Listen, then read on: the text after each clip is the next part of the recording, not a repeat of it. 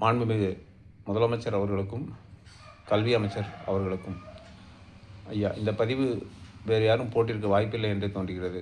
இருந்தாலும் என்னுடைய ஆலோசனை, அதாவது நம் குழந்தைகள் சிறியது முதல் பெரியவர்களாகி வரும்பொழுது திருமணமான பிறகு அவர்களுக்கு சமைக்க தெரிவதில்லை என்பது ஒரு குற்றச்சாட்டாகவே உள்ளது. பெரும்பான்மையான குழந்தைகளுக்கு கல்யாணமாய் போன பிறகு சமைக்க தெரிவதில்லை.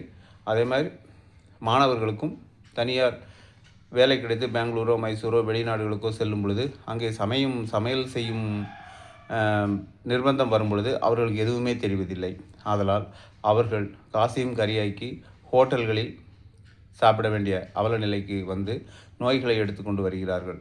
அதற்கு என்னுடைய ஆலோசனை, பாரத் ஸ்கவுட் அண்ட் கைடு, அதில் லார்ட் பேட்டன் பல் அவர்கள் சொன்னது உண்டு, அது செய்து காட்டியதும் உண்டு. அதில் நானும் ஒரு மாணவனாக இருந்திருக்கிறேன்.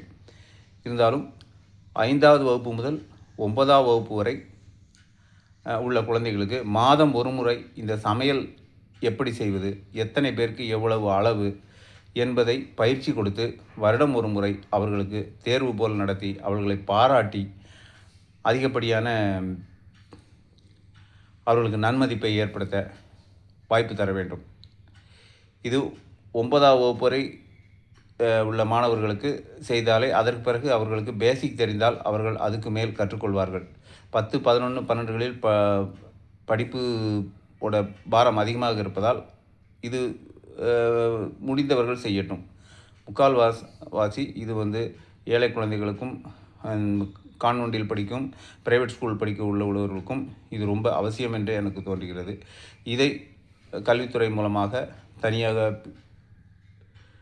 பயிற்சி ஆசிரியர், இது விளையாட்டு ஆசிரியர் இருப்பது போல் இதற்கும் ஒரு ஆசிரியரை நியமிக்கணும், அல்லது அவர்களுக்கு கூடுதல் பொறுப்பு கொடுத்து இந்த மாதிரி இன்ட்ரெஸ்டட் உள்ள டீச்சர்ஸ் இவர்களை ஆசிரியர்களை நியமித்து இதை நல்லா பண்ணலாம் என்று என்னுடைய ஆலோசனை. நன்றி. திருப்பூர்லேருந்து ஜீவா.